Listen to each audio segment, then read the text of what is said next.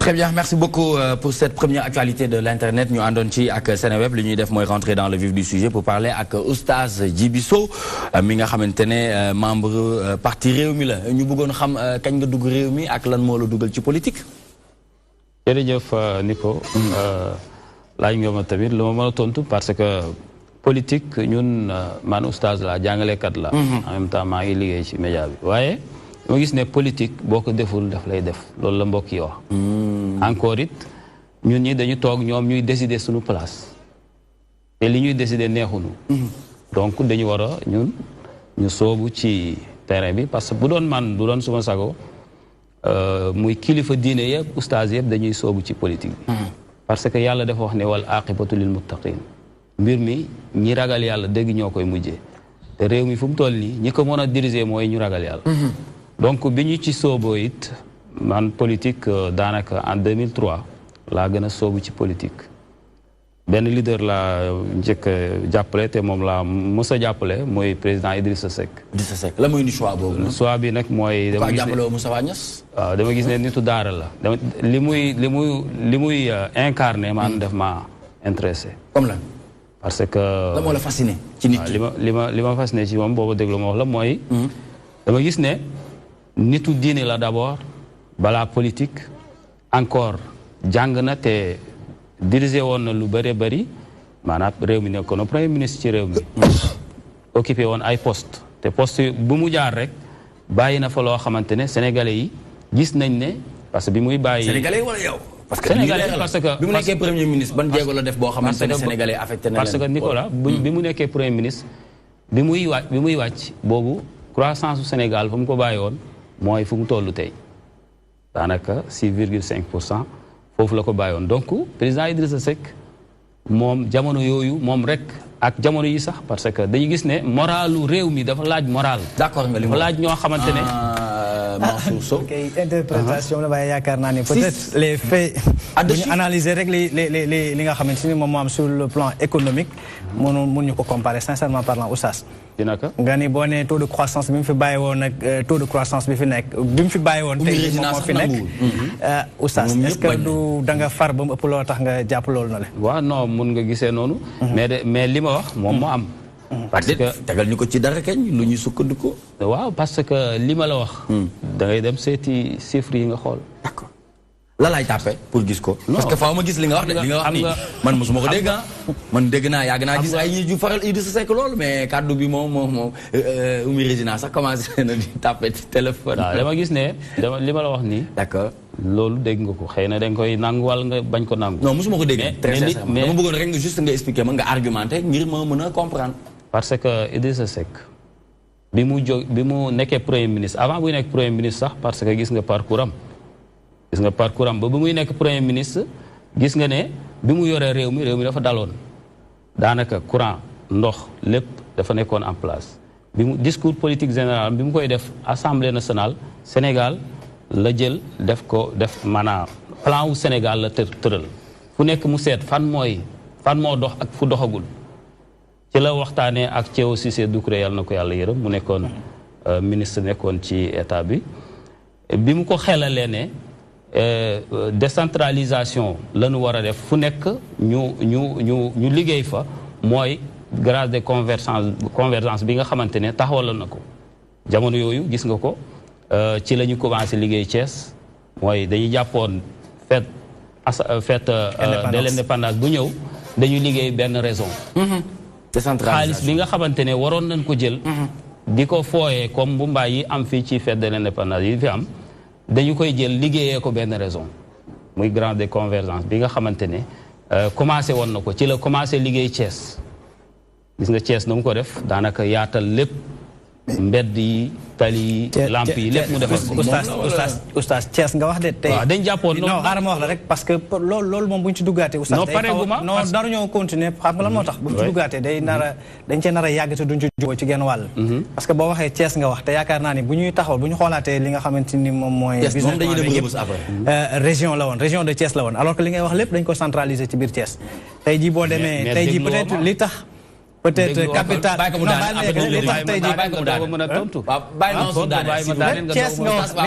Thiès tey jii boo xoolee capital sympathie bi président Macky Sall am boo demee notamment Tivaouane lu bëree bëri peut-être fi ngeen lajoon ci genn wàll cité religieuse boobule dafa bokkoon ci plan yi nga xamante ni dafa bokkoon ci programme boobu te yéen sóoraalu leen ko moom mu ñëw eggale lu mel noonu région de Thiès da ngeen defar président Macky Sall yéen Thiès da ngeen defar département bi da ngeen defar xam man yeggale wu ma woon parce que dama la ne dañ jàppoon parce que Sénégal jamono yooyu 10 raisons la woon léegi leen nekk 14 raisons jamono yooyu dañ jàppoon 2 mandats yi nu am mandat bu maanaam at bu ci nekk maanaam bu ñuy def fête de l'indépendance at bu ci nekk dañu koy def ci benn raison dañu jàppoon 2004 ñu def ko Thiès 2005 ñu def ko Fatick 2006 ñu def ko Diourbel noonu lañ jàppee woon ba raison yëpp daje. donc il faut nga comprendre. donc ñu commencé liggéey Thiès li ngay wax Tivaouane ak. région nga wax de région nga wax ba tey de. mais raison. pourquoi li nga wax Thiès département li nga wax ci département bi la yem. département ban. li nga wax nii li nga defar lépp. ci département Thiès la dañ gis ne biñ jógee Dakar xam nga duñ ñëw di defaraat Dakar. dañuy génn Dakar ñu commencé Thiès. xam nga Thiès daanaka bi ñuy tàmbalee dañu ne Thiès moom bi ñuy xool dañuy gis ne Thiès am na yu bëri yoo xamante ne am na ko daanaka li ñu koy mottali mooy yaatal ko. defar tali yi yaatal mbedd yi. apparemment déggul li ma ko wax ba tey li nga wax lépp Thiès nga ko accès Thiès dafa am ay département yu ci nekk. bu ñu waxee dañu xam nga dañu bi ñu jëlee idée bi mooy chaque fête indépendance bu ñu koy célébrer dañuy permettre benn région bu ñu ciblé. mu mën a développer ñu mën a defar ay infrastructure région laa la wax de li nekk ci biir région dafa am ay département am ay commune d'arrondissement ak lépp ci biir. mais li ngeen defar yéen bi ngeen fa nekkee Thiès ngeen yem Thiès commune. mais dañu tàmbali Thiès. ah waaw mais biñ ko tàmbalee ci la bokk. ci la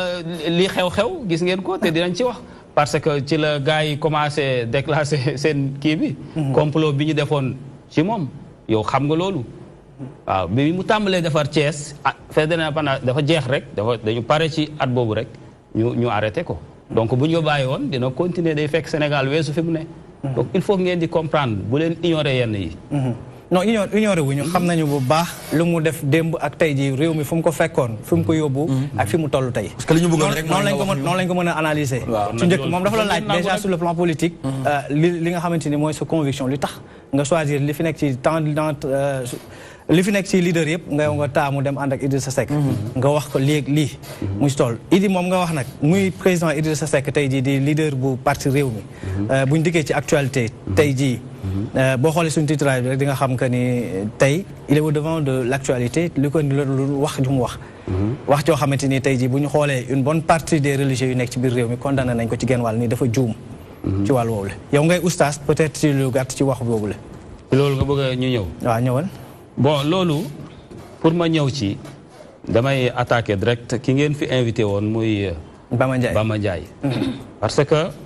nit tax nga bëgg attaquer Bama Ndiaye non il faut que ñu wax ko parce que fii la toog di wax ak ñun donc dañu bëgg Bama Ndiaye doon fii de fii la woon waaw seetaan nañ ko non question de l'heure la ci kaw la woon mais ak fu mu doon fii la woon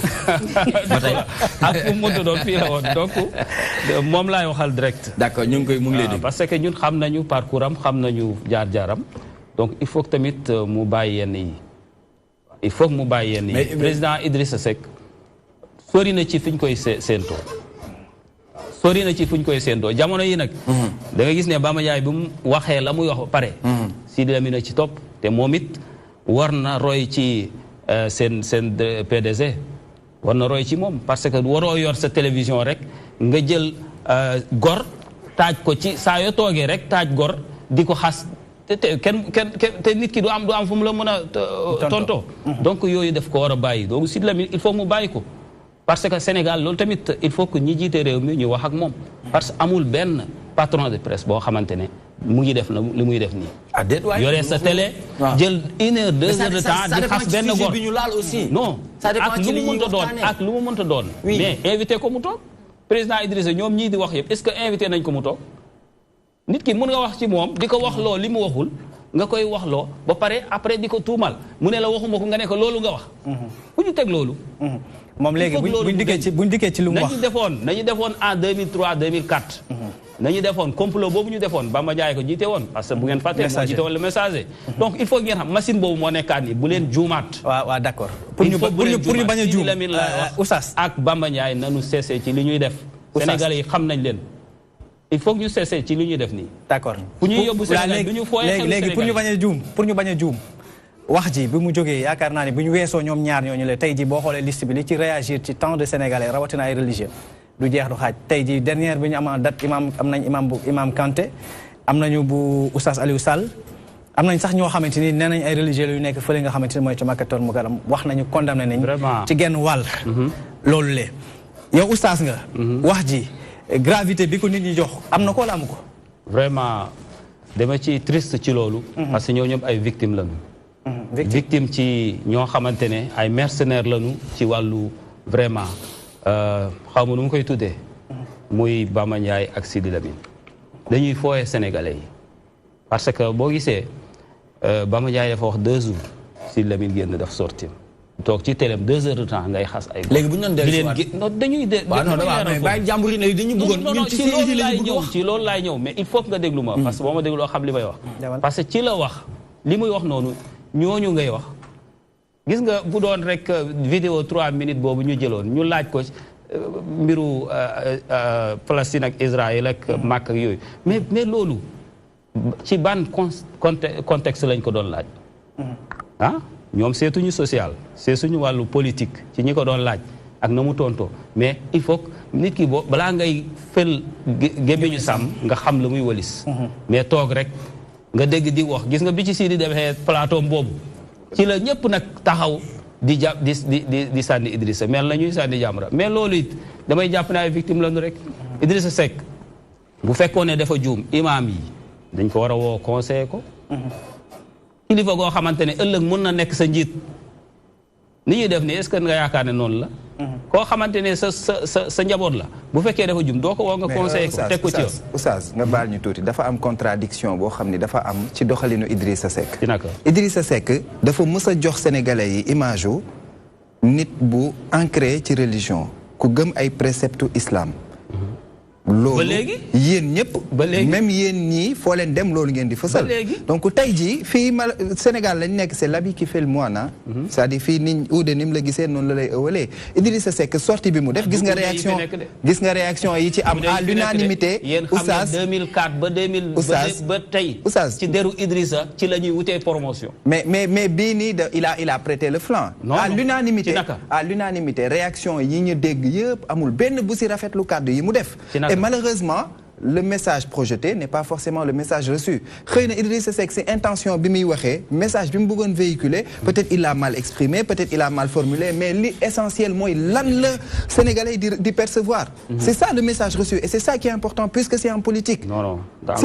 loolu dafa am solo il faut que ñu taxaw si yow li sénégalais yi di recevoir bokkul ak moom li ci xolam ak li mu wax waaw li am solo nag mooy li sénégalais yi di recevoir parce que sorti la def ci kanamu presse la wax ku ñu taal caméra tiimale la ko ngay wax xam nga ni sa wax dafay jëm ci ay nit mais li muy wax noonu wax bi kàddu bi ci ñi mu jëm niñ koy percevoir loolu moo ci am solo tey jii bu fekkee Idrissa Seck dafa génnee kàddu yooyu à l'unanimité ñëpp ñaawlu ko mais y a un problème il faut loolu aussi ngeen reconnaître ko yow li ngay wax nii man ni ma ko déggee ak Mansour ni mu ko déggee à l'unanimité kenn rafetluwul kàddu yu président Idrissa Seck loolu loolu waxalal sa bopp yow c'est un constat c'est palpable loolu mi ngi fi li am mooy vraiment lii war na jeex quoi parce que benn gor goo xamante ne deful dara lu dul wax xalaatam parce que dañ ko laaj ci mbiru Palestine mu wax leen cax imam bi cax ko parce que am na sax ñoo xamante ne ñu ngi wax loo xamante ne xamuñu ko ci imam boobu mu doon wax ne dañu bokk hôtel imam bi waxoon ne amul jot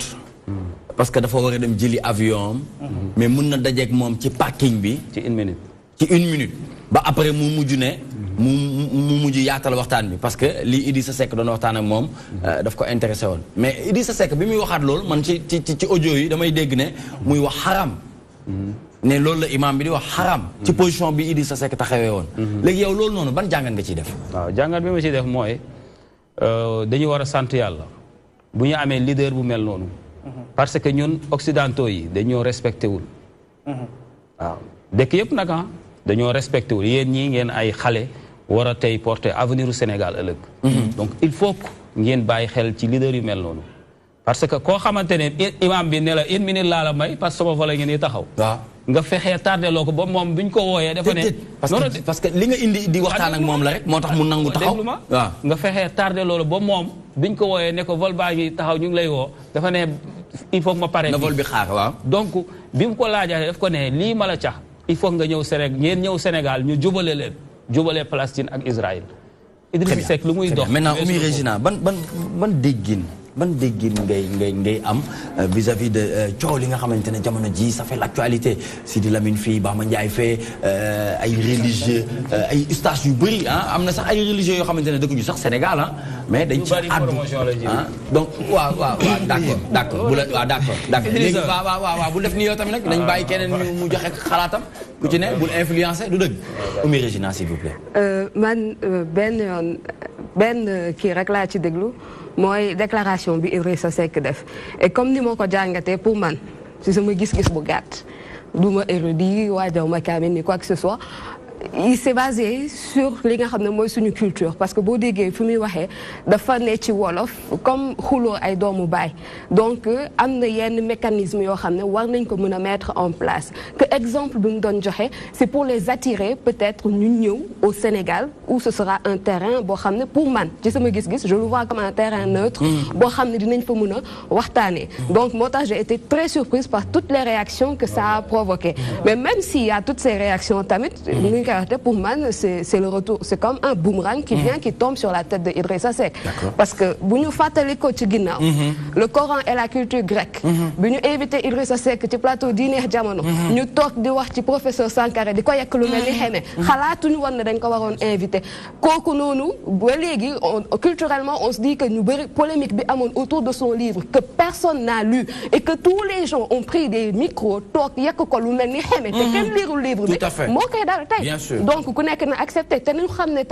Quand il s'agit de religion, c'est vrai, la religion c'est délicat et tout ce qu'on veut. Mais philosopher en islam, créer winko, fait que n'enkofi, mais les islam, quand y a tout dara et tout, alors que dîner, comme il y a le nène pour nga wati walu dîner, diagna, balanga kay jam, nga ko xam, te pour nga xam ko, il faut nga poser façon question bouné. Ni waruñu ragal, ñu poser yenn question ci religion. Parce que ku ci nek war nga am foi bu solide bo xamné lu nit wax suba ba jantu so, do le bouger lo maître. Tu peux interroger sa foi, me polémiquer sur tout et n'importe quoi jusqu'à l'existence de Dieu. Mais vous faites que tu es convaincu, gëm nga sa Coran, gëm nga li ñu nekk ci livre saint et tout. Amna yo xamné warul yëngal nit ñi. Et je trouve que ça montre que quelque part ñun suñu ngëm des na. Parce que bu fekkee ne ay genre déclaration wax yo xamné moy lolu mu indi ciow li yépp ku nekk bëgg jël sa micro di ki na nit ñi dem jàngi wacc. Dem jàngi, dem gëstu. C'est important. Très bien. Mansour. L'effet boomerang bi Oumy wax rek la. Peut-être yàgg ngaa def ay déclaration yoo xam ne nit ñi bu ñu ko déggee ni ay diw moo bari xam-xam. nga ciy defar sa bopp di ci yokk sa aura. faut accepter aussi que ni def nga boo xamante ni man yaakaar naa ni wax ji mënoon nañu ko jeexal bu yàgg. bi mu toogee commencé ñetti kàddoom yooyu mu commencé ne bu dee donte benn jullit la sax dégg na ko wala déggin bi mu ko déggee mu doon loo xamante ni jàpp na gaañ na ko maa ngi jégalu man je trouve que ni preuve d'humilité la bu mu yem foofu mu yem foofu. waaw man loolu laa jàpp. man personnellement. ma ne non da nga tontu topp ñeneen. lim ci toftal moo la métti. non du lu ma métti ak lu ma méttiwul. xam nga man li nekk ci man loolu man la. xam nga man li topp ci man loolu man la ñeneen ñi tontu. peut-être bu ñu waxee ba continuer parce que dañoo jàpp que dafa persister ci benn mbir. dafa persister benn mbir ñu jàpp que ni peut-être buy wax ci coowal li nga xamante ni man dugguma ci coowal màkk bi mais coowal bi nga xamante ni moom moo am ci digg crise israélo-palestinien bi. bu waxee que ni xulooy doomu baay lañ. dafa minimiser tey ji par rapport la fa jot nga njëkkoon a wax. bàyyil ma il faut nga daane conférence presse bi mu point de presse bi mu defoon. il faut nga daaneleel foofu. ba pare balaa ngay delluwaat ca place. non damay dellu fii man maa guidé li ma bëgg ñu waxtaan ci lañu waxtaan. mais dinaa la ci tontu. voilà man la boo jëlee mbir moomu tey nga ni tey jii lii coowal ay doomu baay lañu. ñu baree bari nuñ ko analyse bi ñu ci def analyse succincte bi ñu ci def dañoo jàpp que ni dafa minimiser mbir mi da ko néewal maanaam. parce que ay coowal doomu baay dañ jàpp que ni ay kër la yoo xamante ni ci biir kër gi la après day jeex quoi. alors que lii ça a duré depuis presque 1947 ba léegi le 29 novembre 47 résolution Nations Unies bi ñu jëloon. résolution 181 bi nga xamante ni moom moo xaajoon gox boobu lay jox lu baree bari Israël dénk lu tuuti ñi nga xamante ne palestiniens yi fa la coow lu jógee ba léegi. li nga wax foofu dama lay njëkk a tontu nag ci conférence presse point de presse bi mu defoon Thiès. bi muy tontu jéggalu na Sénégalais yi. point jéggalu tuub ne bu dee def na ci erreur mu ngi tuub di tuubal sénégalais di tuubal yàlla di jéggalu mu jeex coow li foofu la waroon a fay bu dee ñii naan dafa war a tuub ak dafa génn di nekk ñooñu bu dee loolu lañ bëggoon loolu la leen bañoon a may léegi nag après lu mu ca teg loolu laay laaj ndax def la métti kan la métti ñii tontu la métti kon ñooñu lan lañu ay partisans wu kon keneen lañu wala ay politiciens la ñu laqu lañu dafa bëri nag xam nga man oustaz la j'ai fait la politique damay politique parce que du ma laqatu ne oustaz la di toog fee di waare wala di def kii naan du ma politique te fekk yaa ngi jàppale nit ci fu nekk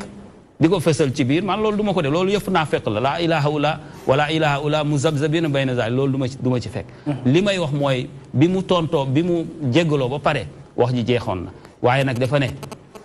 ci weeru koor la nekk buñ ci génnee waaw bu ci génnee dina wax ak ñoom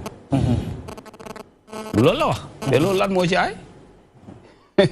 ci weeru koor la nekk bu ci génnee dina wax ak ñoom ñooñu toog ci ay plateau di ko yéeféerloo ñu bëri tamit ci wàllu boobu dañ ne lu tax nanguwul débat bi ci biir koor ndax dañuy wax ne ci l'islam yi nga xamante ne ponk yi ci gën a diis yi ci gën a metti yëpp amaanaka ci weeru koor la tombé donc ñu ne lu tax mu daw débat bi foofu lu tax engagé wu ko ci biir koor gi un débat qu'il a créé d'ailleurs mais parce que bu ma la laajee nga ne ma ban débat la ke déglu ma yow kii laay laaj non ban débat la do non kii moo ma laaj bàyyi ma tontu il a suscité un débat il a suscité un débat benn débat t'inquiète ma ne lii ngeen bëgg t'inquiète Nicolas déglu ma waaw déet defal ndànk déet man nekk ma CI de def nii waaye déglu ma man nekk ma CI déglu dama lay expliquer dama ne maanaam loolu wax boobu mu indi wax boobu mu wax ci loo xamante ne dañ ko interviewé ci diggante Palestine mu wax ci wax boo xamante ne ba borom télé taal na télé toog ci télé bi def direct di ci wax c'est-à-dire waroon na ñeme combat boobu noonu mu ñeme wax ci biir koor gi lu tax mu ne da ciy wax après koor loolu laay wax comprendre ma xam nga yow kan moo comprendre man yow bàyyi ma expliquer la expliquer ma non man comprendre naa mais dama la bëgg a wax ne li ngay wax ni dadul débat dadul débat xam nga lu tax du débat mooy moom la mu waroon a def bi ñu nee na leeral jéggalu na mais loolu foofu la jeex léegi nag li nga wax ne dafa wax ne day bàyyi débat bi li ngay wax ne débat la def dafa ne day bàyyi ba ci koor gi loo xamante ne nit ŋàññi na la yéeféer loola saaga la te ci koor yow nga woor yeneen bi waxoon ne bu la kenn saagee ci biir koor ne ko inni saa imun man damaa woor d'accord loolu la bañoon dagg sante ak ñoom ci biir koor moo tax mu ne Idrissa du comme politicien yi ngay gis nii nitu yàlla il faut que nit ñi xam ko très bien jërëjëf ñu ngi lay sant di la gërëm bu baax a baax oustaz Djibi Sow muy mais il faut moo tontu nag sànq ci li nga wax ci doomi bàyyi yi ngeen doon wax li Mansour doon wax sànq très ñu 30 secondes s'il vous plaît waaw parce que loolu it Mansour dafa laaj jàng siira jàng isasul anbiya xam fu mu tàmbalee gis nga yenent yi bu ñu waxee ne yenent yi am na ñu jógee ci Ismaïl mooy ci yenent bi sallallahu alayhi wa sallam Ismaïl Haajara ko jur Haajara jaamu Saarata la woon jaamam la woon bi Saarata demee ba amul doom magee te amul doom mu may Ibrahima jaamam bu jigéen loolu daga noonu na mu am ci Ismaïl léegi nag Saarata ci bi Ismaïl juddoo rek la Saarata am doom muy Ishaq ñaari doom bàyyi nu mu ko doon expliqué kii jur yenent yi kii jur Seydina Muhammad xeetu Seydina Muhammad sallallahu alayhi wa sallam léegi nag ci biir loolu kii jaam la woon loolu même mbay jàngkatu kii gàmmu yi sax ñoom mbay doon dañ ko doon Idrissa la mu wax ñoom dañ ko doon woy léegi nag problème bi ñu bëgg a indi Idrissa dafa ne problème bi nga xamante moo boole Israël ak Palestine dañ ko lu neex a régler la ci buñ leen boolee toogloo leen waxtaan taaj problème bi taaj leen. d'accord loolu la bëggoon. très bien Idrissa dimension weesu na Sénégal fii ak fii ñi di xalaat. jërëjëf il faut ngeen xam ko. sant nañ la gërëm nañ la bu baax oustaz Djibi Sow mu bokk ci Rewmi donc ñu doon waxtaanee lu jëm ci le leader de Rewmi s'offre les foudres des religieux. En cela nous passons bien sûr avec Info Média toujours en présence de Maymouna Niane mu war a waxtaanee Biennale 2018 rôle de la presse culturelle dans le développement du